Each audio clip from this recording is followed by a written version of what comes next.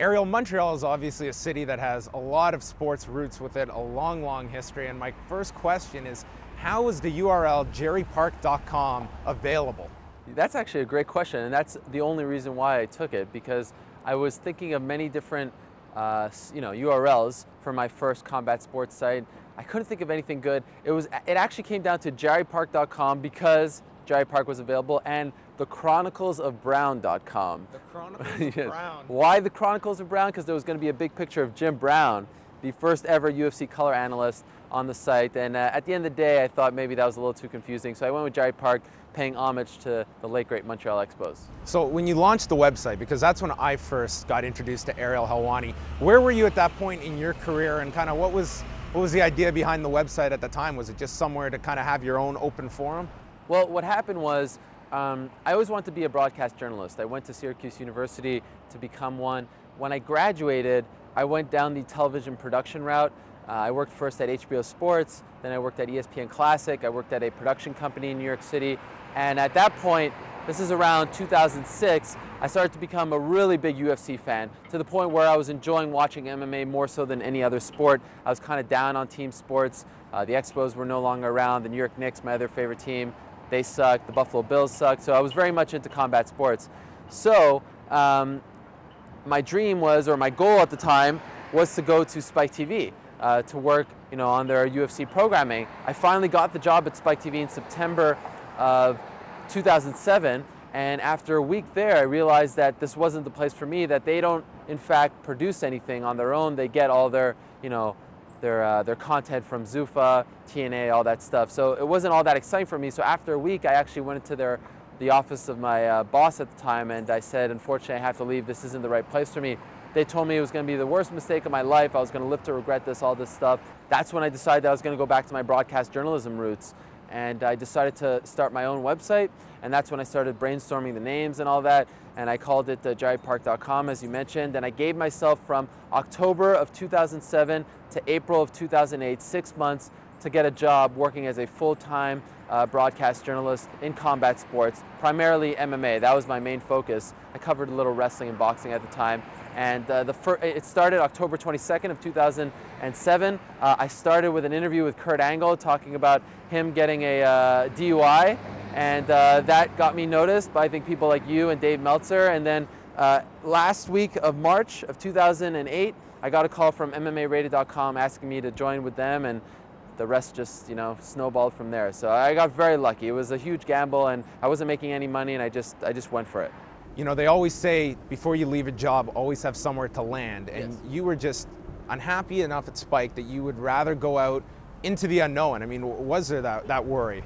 A little bit, but I was really unhappy. And I'm a very passionate person. I've always been very passionate, and I sort of do things on a whim at times because I get so passionate. And I just knew right away after my first week there that this wasn't the place for me. Nothing against them.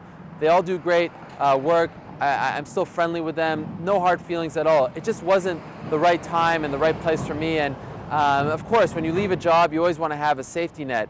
But I sort of viewed it as this challenge, and it's interesting, in that 6-month time span, I actually even got engaged, to be married. So it put a little, some more pressure on me to actually produce something with this website. And at a time, I got a little nervous. I didn't know if anything would come about, and I'd have to, go back the television production route, but I always wanted to be a broadcast journalist, and I viewed this as the crossroads of my life, and it was time for me to put that degree that I got from Syracuse University to good use, and I just went for it, and I'm so happy I did. It's funny, they said it was going to be the biggest mistake of my life.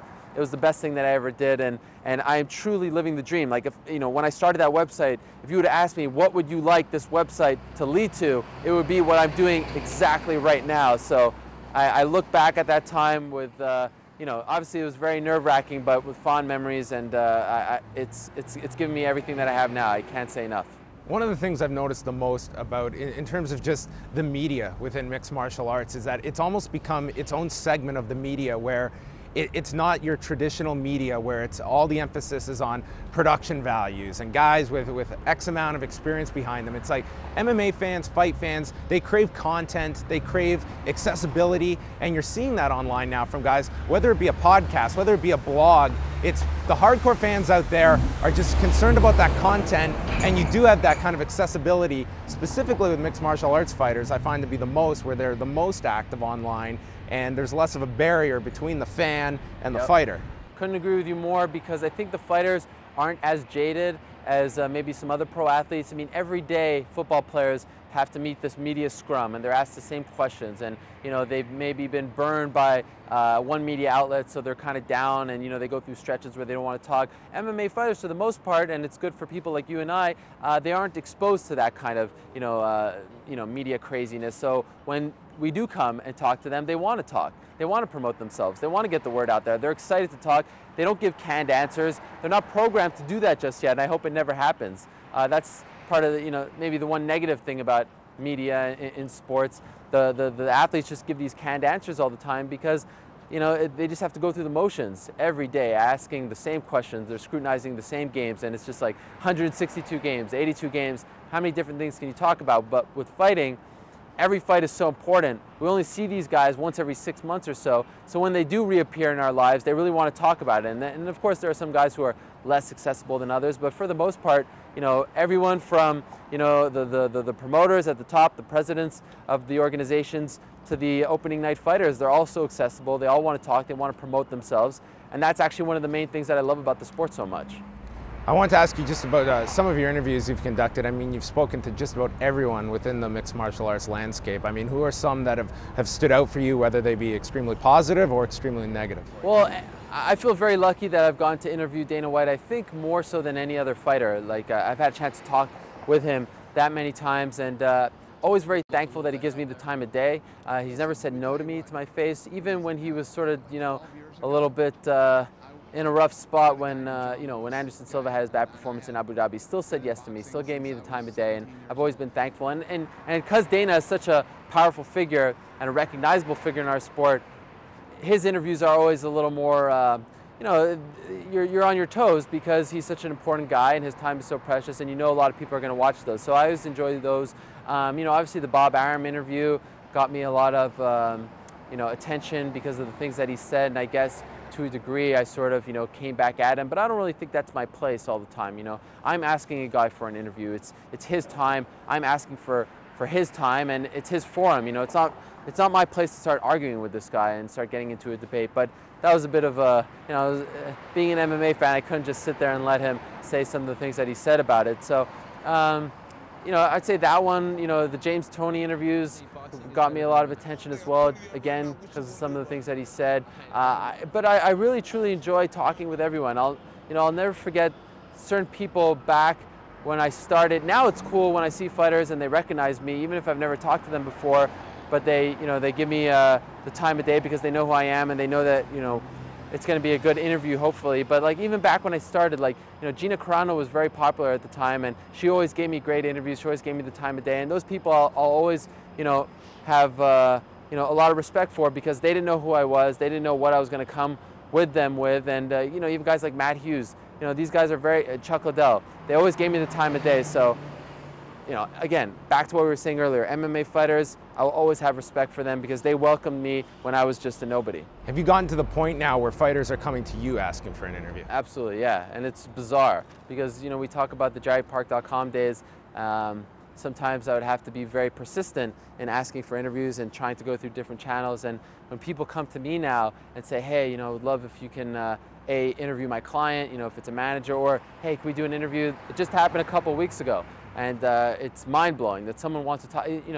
Even we were talking, you say you listen to my show. When I do it, sometimes I'm like, why am I even doing this? Is anyone even listening to this? I don't even realize that people watch this stuff or listen to it, and that's the coolest part, getting to go to events and meeting the fans, and that people even know who I am and respect the work.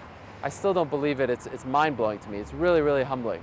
My last question, are you the kind of guy that has a 5-year, a 10-year plan, or are you someone that just, it's day to day and wherever it takes me, this is where this industry goes? To a degree, yes, but yeah, of course I have a plan. I mean, I live and breathe what I do. I don't do much else, and I want to be, I hope it doesn't sound conceited or whatever, but I want to be what Howard Cosell was to boxing. I want to be that guy in MMA. I want to be, what Max Kellerman is to boxing. I want to be that guy to MMA.